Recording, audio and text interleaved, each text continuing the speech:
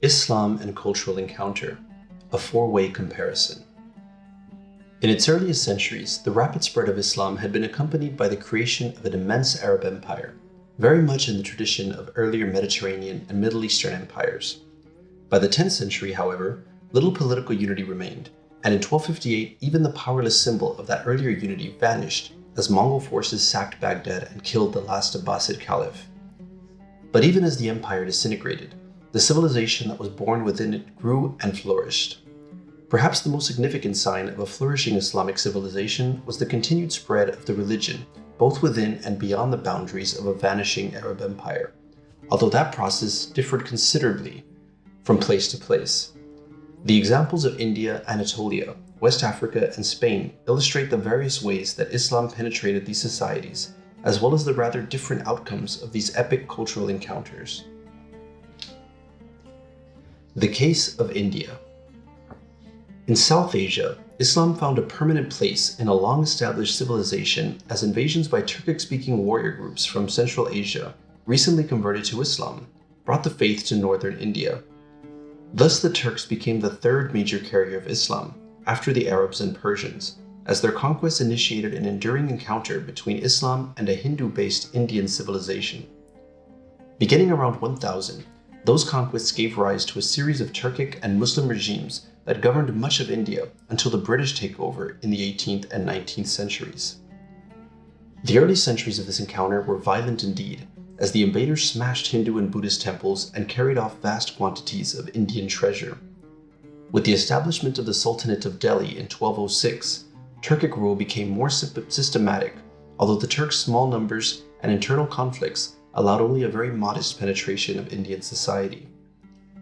In the centuries that followed, substantial Muslim communities emerged in India, particularly in regions less tightly integrated into the dominant Hindu culture. Disillusioned Buddhists, as well as low-caste Hindus and untouchables, found the more egalitarian Islam attractive. So did peoples just beginning to make the transition to settled agriculture. Others benefited from converting to Islam by avoiding the tax imposed on non-Muslims. Sufis were particularly important in facilitating conversion, for India had always valued God-filled men who were detached from worldly affairs. Sufi holy men, willing to accommodate local gods and religious festivals, helped to develop a popular Islam that was not always so sharply distinguished from the more devotional Bhakti forms of Hinduism. Unlike the earlier experience of Islam in the Middle East, North Africa, and Persia, where Islam rapidly became the dominant faith, in India, it was never able to claim more than 20 to 25% of the total population. Furthermore, Muslim communities were especially concentrated in the Punjab and Sindh regions of northwest India and in Bengal to the east. The core regions of Hindu culture in the northern Indian plain were not seriously challenged by the new faith, despite centuries of Muslim rule. One reason perhaps lay in the sharpness of the cultural divide between Islam and Hinduism. Islam was the most radically monotheistic of the world's religions, forbidding any representation of Allah, while Hinduism was surely among the most prolifically polytheistic, generating endless statues and images of the divine in many forms. The Muslim notion of the equality of all believers contrasted sharply with the hierarchical assumptions of the caste system.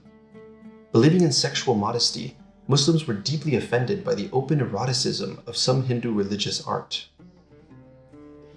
Although such differences may have limited the appeal of Islam in India, they also may have prevented it from being absorbed into the tolerant and inclusive embrace of Hinduism, as so many other religious ideas, practices, and communities had been. The religious exclusivity of Islam, born of its firm monotheistic belief and the idea of a unique revelation, set a boundary that the great sponge of Hinduism could not completely absorb. Certainly not all was conflict across that boundary. Many prominent Hindus willingly served in the political and military structures of a Muslim-ruled India. Mystical seekers after the divine blurred the distinction between Hindu and Muslim, suggesting that God was to be found neither in temples nor in mosques. "Look within your heart," wrote the great 15th century mystic poet Kabir, "for there you will find both Allah and Ram," a famous Hindu deity. During the early 16th century, a new and distinct religious tradition emerged in India, known as Sikhism, which blended elements of Islam such as devotion to one universal God, with Hindu concepts such as karma and rebirth. There is no Hindu and no Muslim. All are children of God, declared Guru Nanak, the founder of Sikhism. Nonetheless, Muslims usually lived quite separately, remaining a distinctive minority within an ancient Indian civilization, which they now largely governed, but which they proved unable to completely transform. The case of Anatolia. At the same time as India was being subjected to Turkic invasions, so too was Anatolia, now modern Turkey, where the largely Christian and Greek-speaking population was then governed by the Byzantine Empire. Here, as in India, the invaders initially wreaked havoc as Byzantine authority melted away in the 11th century. Sufi practitioners likewise played a major role in the process of conversion. The outcome, however, was a far more profound cultural transformation than in India. By 1500, the population was 90% Muslim and largely Turkic-speaking, and Anatolia was the heartland of the powerful Turkish Ottoman Empire that had overrun Christian Byzantium. Why did the Turkic intrusion into Anatolia generate a much more thorough Islamization than in India? One factor clearly lies in a very different demographic balance. The population of Anatolia, perhaps 8 million, was far smaller than India's roughly 48 million people, but far more Turkic-speaking people settled in Anatolia, giving them a much greater cultural weight than the smaller colonizing force in India.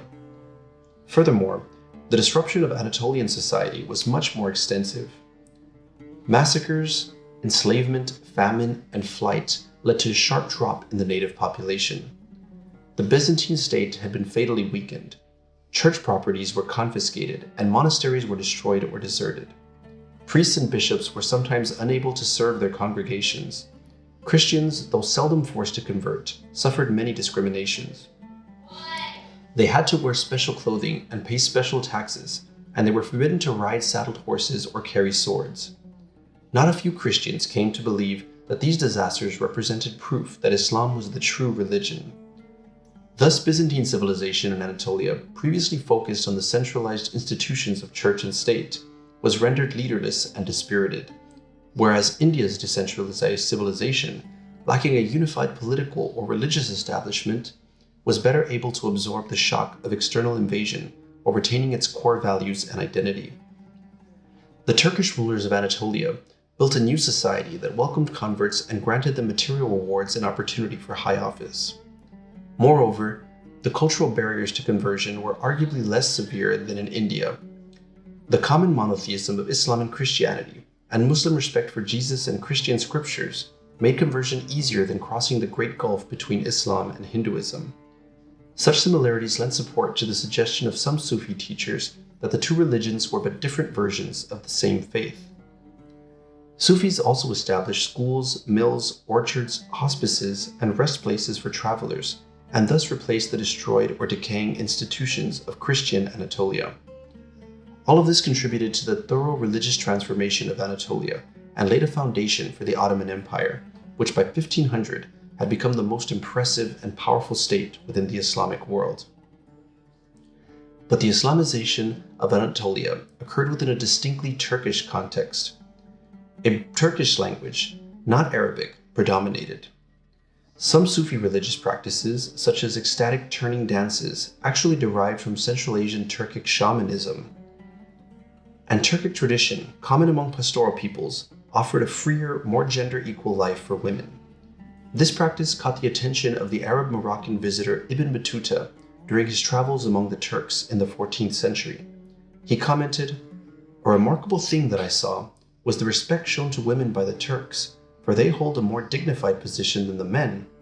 The windows of the tent are open, and her face is visible, for the Turkish women do not veil themselves."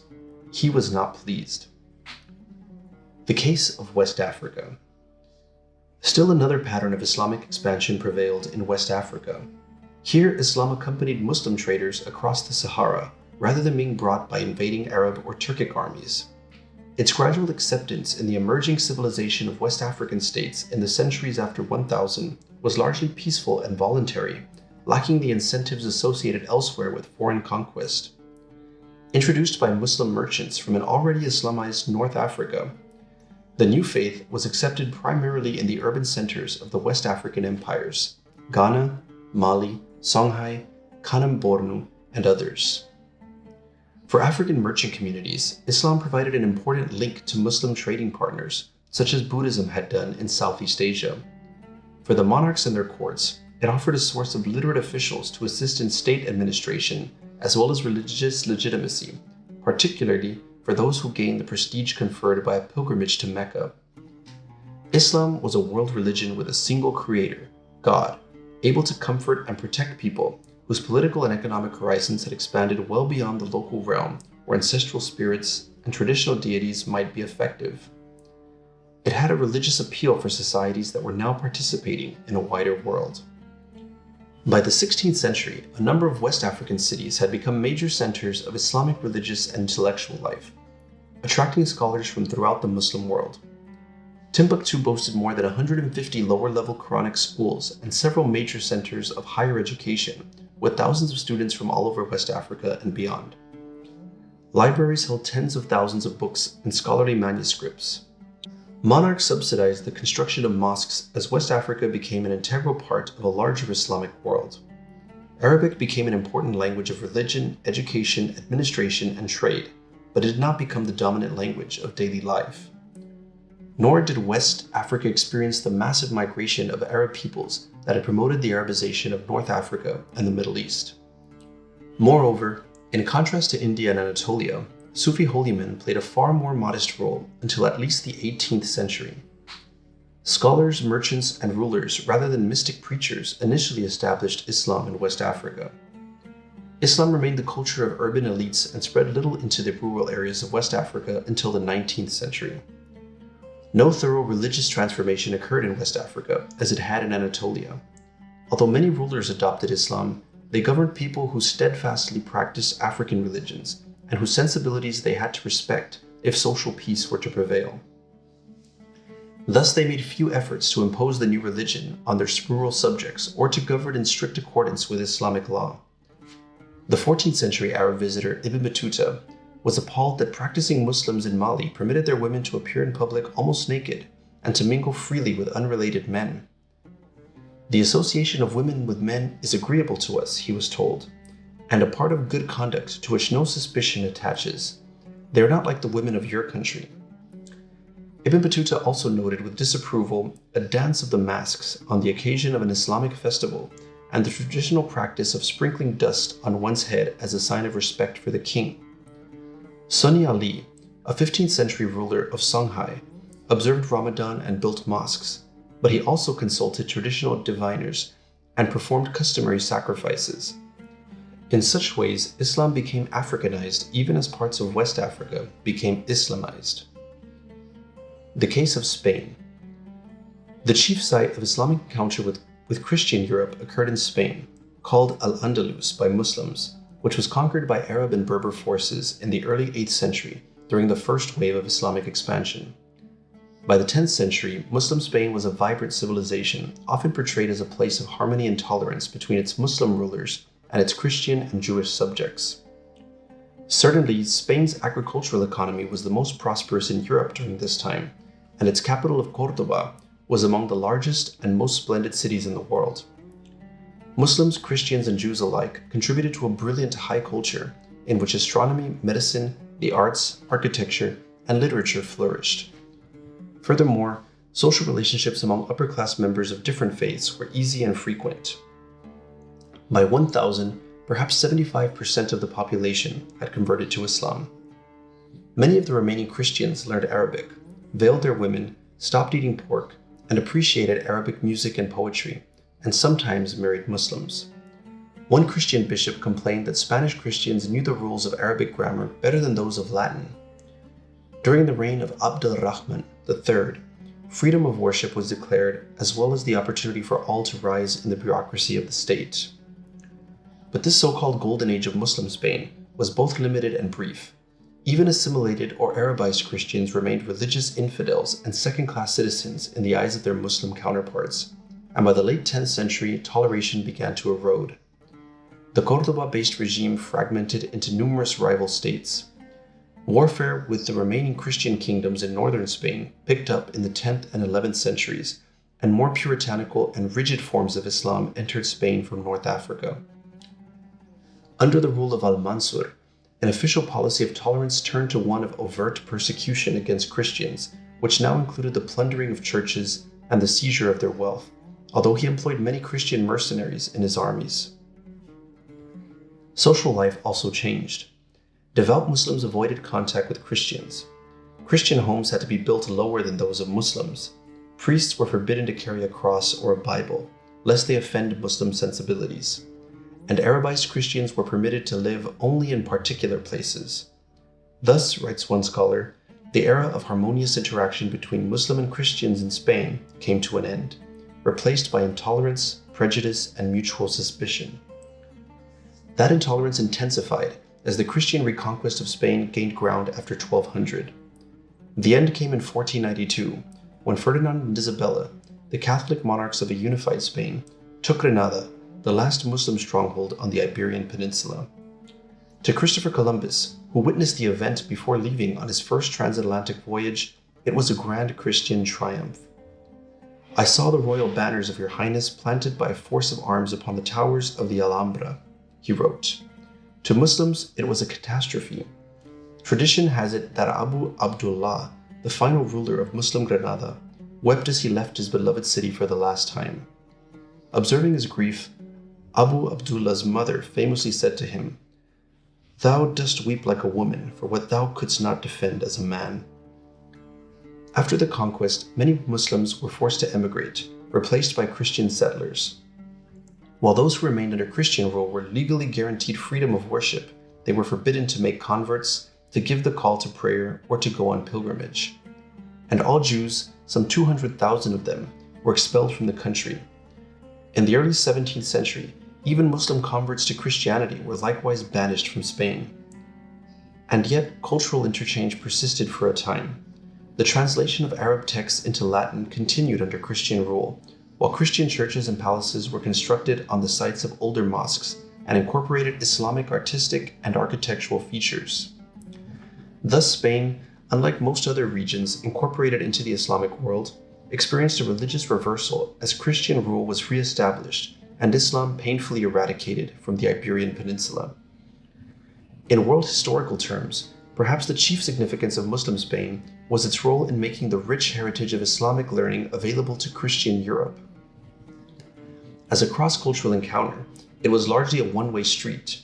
European scholars wanted the secular knowledge, Greek as well as Arab, that had accumulated in the Islamic world, and they flocked to Spain to acquire it. That knowledge of philosophy, mathematics, medicine, optics, astronomy, botany, and more played a major role in the making of a new European civilization in the 13th century and beyond. Muslim Spain remained only as a memory.